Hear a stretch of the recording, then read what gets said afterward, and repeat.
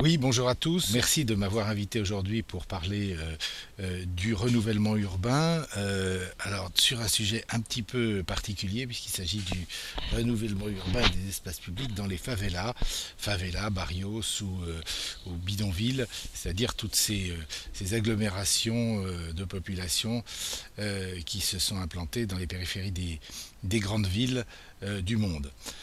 En 2010, les bidonvilles abritaient 1 milliard de personnes dans le monde. En 2020, ils seront 2 milliards. Je pense que c'est important de bien souligner ce chiffre. Ce gonflement des bidonvilles euh, pose des problèmes énormes. C'est à travers deux exemples, les témoignages de deux exemples, celui de Medellín et de Rio. En 5 minutes, je vais être obligé d'aller très très vite. Donc excusez-moi de passer sur des éléments fondamentaux à travers ces exemples de Medellín et de Rio, que j'ai pu découvrir dans le cadre des forums urbains mondiaux en 2010 à Rio et cette année à Medellín en Colombie, que je vais pouvoir vous faire cet exposé. Alors, quelques images sur Medellín. Voilà l'exemple caractéristique de ce que sont ces quartiers périphériques et ces extensions urbaines qui se déploient au-delà des limites de la ville, en général sur des pentes abruptes, avec une rupture fondamentale, tant physique que sociale, entre les quartiers. On a des cloisonnements assez terribles. À Medellín, ce qui a été remarquable, ça a été l'effort de décloisonnement après l'effort de pacification de la ville que vous connaissez. Cet effort, il est lié notamment au métro, mais en particulier au prolongement du métro par le métro-câble, bien connu, et je ne m'appesantirai pas sur ce métro-câble qui permet de favoriser les relations entre la population des différents quartiers. C'est assez fantastique de voir cette mixité, ce mélange de population dans ce métro. Souligner le fait que plus une personne est pauvre, plus il a tendance à habiter loin de la ville parce que les terrains sont moins chers. En France, plus on habite loin, plus on paye cher de métro pour accéder au centre-ville. Ce qui est intéressant de voir à Medellín, c'est que la tarification est la même. Ça pose quelques questions, mais je vous laisse réfléchir là-dessus. Intéressant aussi de voir que le métro est accompagné de toute une action, de tout un ensemble d'actions culturelles.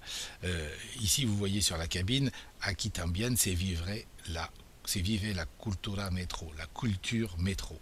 La culture métro, c'est l'implantation d'un réseau de bibliothèques, c'est des animations sur les espaces publics, ce sont un certain nombre d'actions culturelles qui viennent conforter.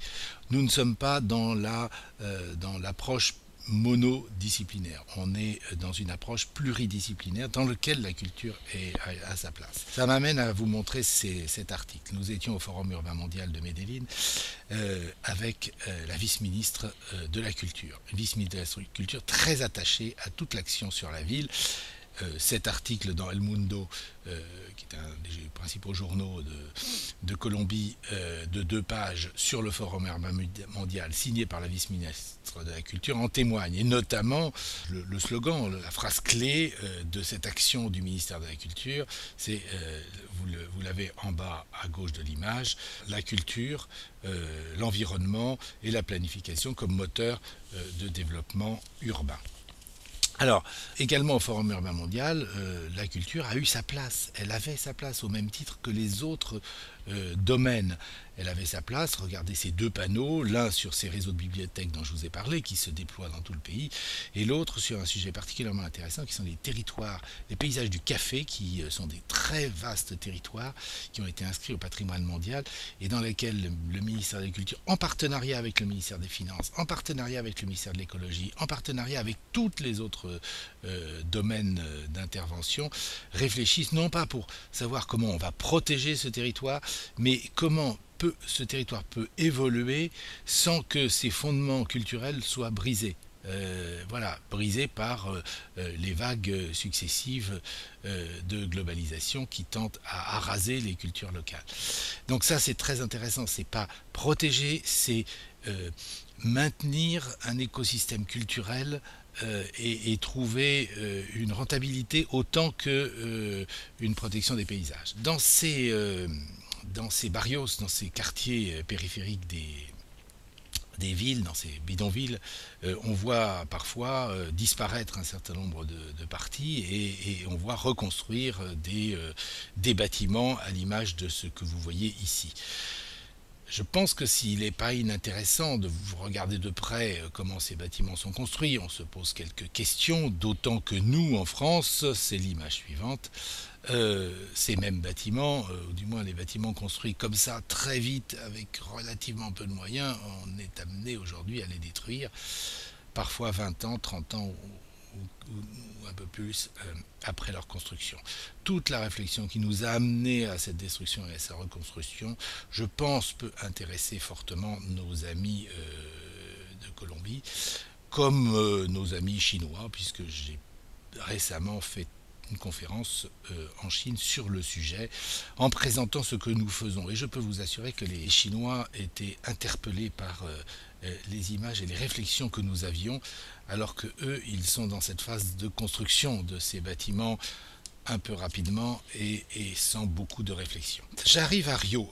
Rio, c'est le deuxième exemple. À Rio, vous avez eu un effort de fait pour pacifier un certain nombre de favelas, et notamment Santa Marta, qui est assez connu aujourd'hui comme étant un exemple de pacification. J'ai eu cette chance en 2010 avec le sénateur Yves Dauge, ou grâce au sénateur Yves Dauge, de visiter de fond en comble cette favela, et notamment le poste d'orientation urbanistique et sociale, qui est un des éléments clés dans cette favela pour la reconquête de cette favela. Alors bien sûr, la reconquête de cette favela a commencé par les services essentiels, par l'implantation des transports qui permettaient de monter tout en haut, l'électricité et ce qui est fondamental pour permettre la vie dans cette favela. Voilà une image de la favela. Le fait que c'est l'État brésilien à la reconquête des favelas, Santa Marta est cité bien sûr comme un exemple par le président Lula comme par le maire de Rio. Vous avez ici une image de ces services essentiels implantés dans la favela, et puis la réouverture d'un certain nombre de petits commerces. C'est très intéressant d'observer cette vie qui se redéveloppe dans cette favela et qui fait que, nous a dit le président de l'association des habitants, plus personne ne veut partir de cette favela. Alors, ce qui est particulièrement intéressant et sur lequel je voudrais insister, c'est ce centre, ce POUSSO dont j'ai parlé tout à l'heure, c'est-à-dire le poste d'orientation urbanistique et sociale. Nous y avons passé un certain temps et nous y avions rencontré un architecte ingénieur qui est affecté par la municipalité à la favela et qui nous a expliqué que dans cette favela, il n'y a pas de permis de construire.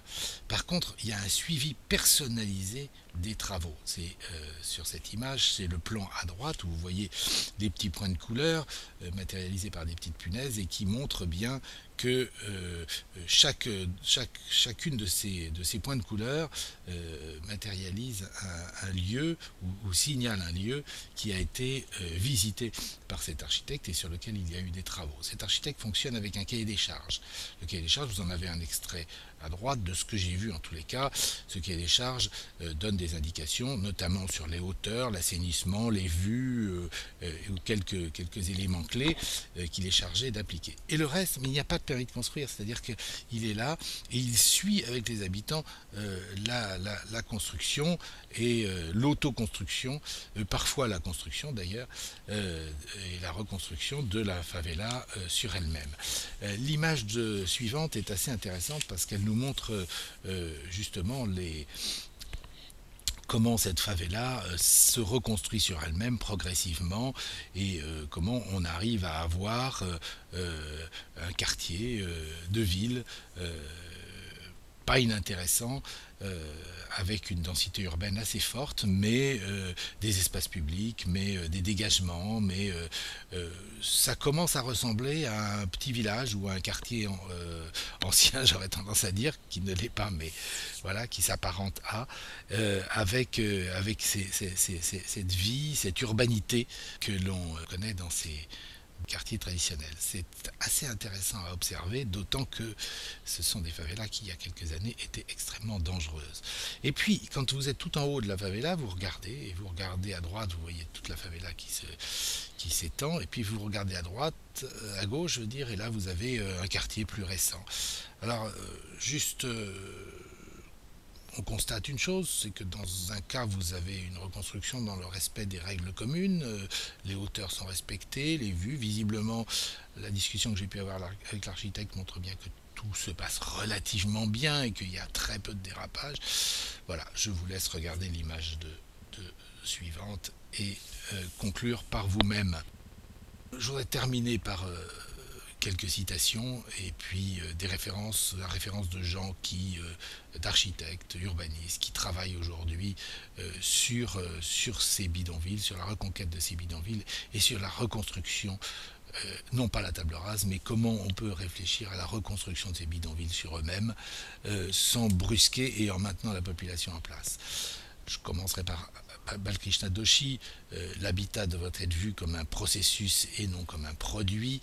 Et vous avez dans l'image suivante le travail de Balkrishna Doshi qui, rappelons-le, était un disciple de Le Corbusier et qui, à la fin de sa vie, a beaucoup travaillé en observation des gens et en dialogue avec la population sur cette reconstruction de la ville sur elle-même. Alexandro Aravena au Chili, ce sont des architectes du Global Award for Sustainable Architecture, c'est un prix international délivré par la Cité de l'Architecture et la Fondation Locus, Cité de l'Architecture française, et qui met en valeur un certain nombre d'architectes qui amènent des solutions novatrices. On n'est pas sans penser à Robert Rosel dans cette approche pluridisciplinaire, sociale, culturelle de l'urbanisme. Voilà, ici vous avez Alexandro Aravena, c'est pas compliqué, vous avez la photo avant, la photo après, et l'objectif c'est de faire des économies sur la construction, d'offrir aux gens le minimum, tout en leur permettant sur la base d'un cahier des charges l'autoconstruction et d'améliorer leur cadre de vie. Ce minimum étant toujours, la plupart du temps, disons, de meilleur confort que ce que les gens avaient avant.